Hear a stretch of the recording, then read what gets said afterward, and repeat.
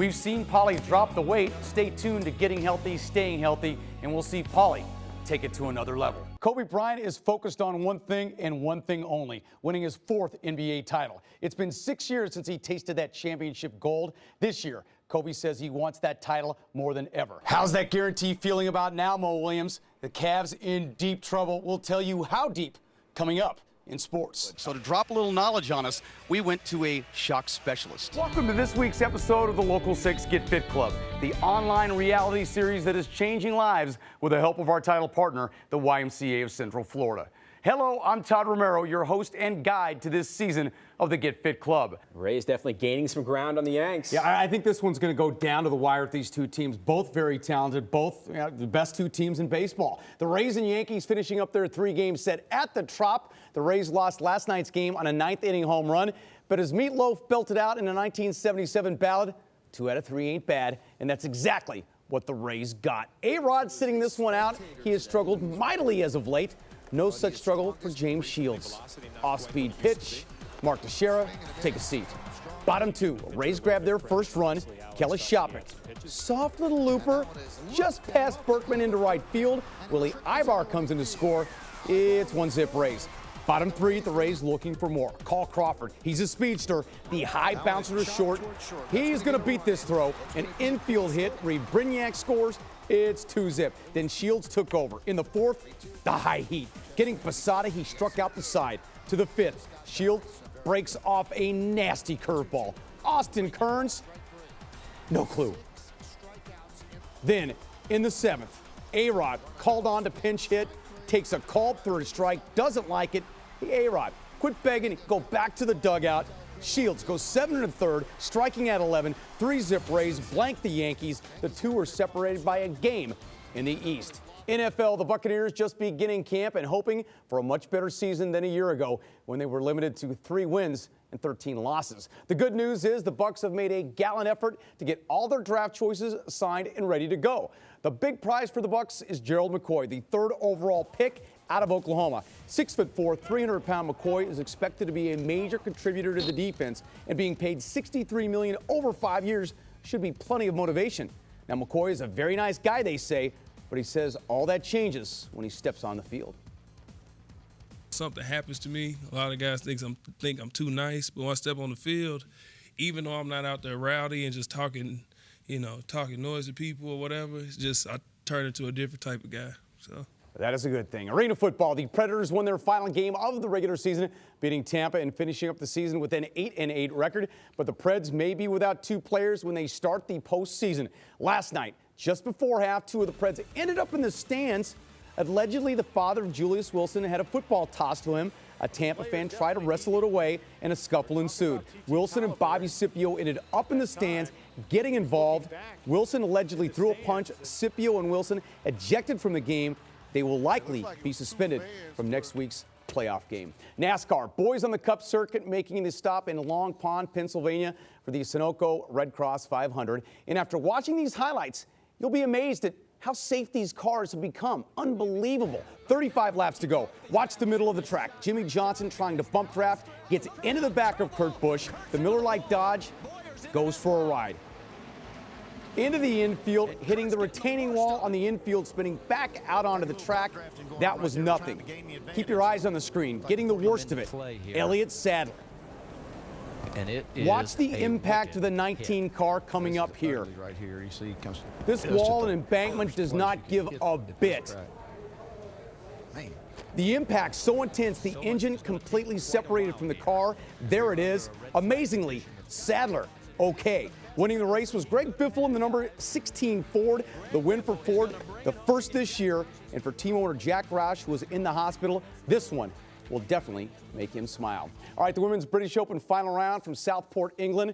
Yani Singh trying to become the first 21-year-old to win her 3rd major title. The only player with a chance to catch her was Catherine Hull. Now, Hull began the day down 4 shots, but here on 3, radar locked in for the bird. She got to 10 under.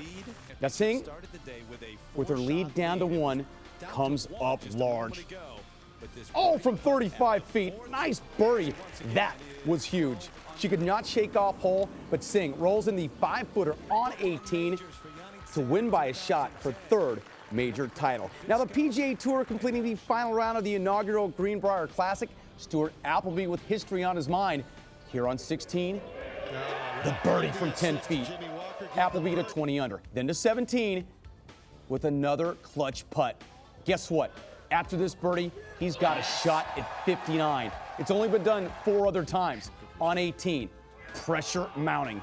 Appleby, cool as they come, knocks it into the heart of the jar for the bird. He shoots a 59 in a PGA event, only the 5th player ever to do it. He wins the inaugural Greenbrier Open. All right, to wrap things up, I got to show you a picture from Denver Broncos camp. A record crowd turned out, 3,200 people. There may have been just as many TV reporters and cameras. Take a look. This is to interview Tim Tebow on his first day after his practice. Are you kidding me? They're calling it Tebow Mania in Denver. Reminds them of back in 1983, and I was in Denver when Elway came, and it was much like this.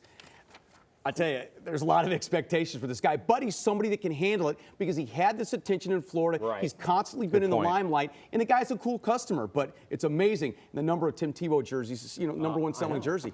Shocking. It's unbelievable. Yeah. All right. If you don't like Tebow, get used to hearing more of it. You're right. Okay, look at your Monday morning forecast when we come back. Stick around.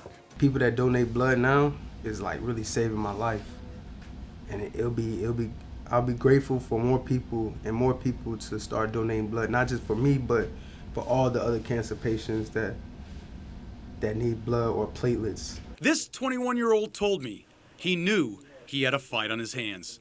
Terrell Wilson battled leukemia for 15 months. It was a brave fight, and he never asked, why me? But Terrell lost the battle on Christmas morning.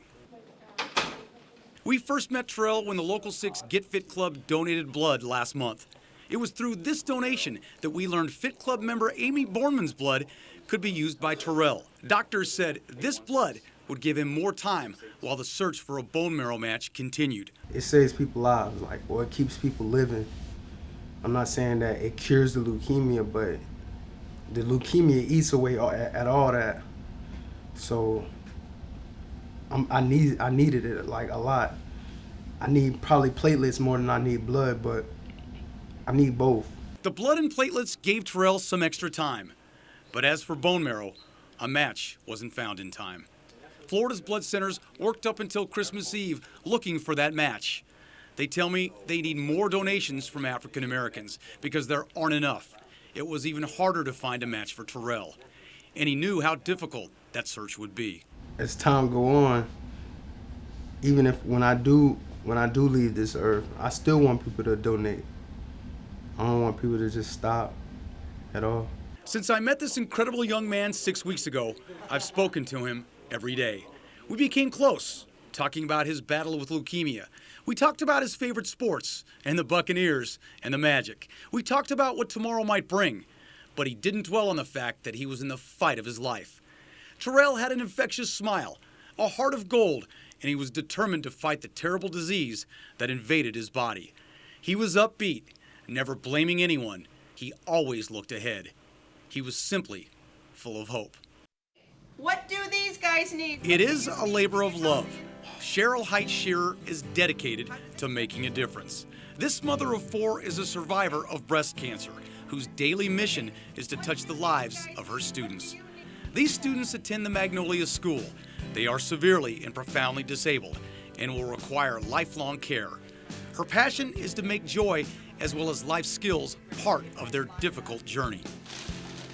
In order to give continuing care to her students, Cheryl needs to become more physically fit. She applied to and was accepted into the Get Fit Club and will begin her training next week. Make no doubt, this endeavor will help her own health.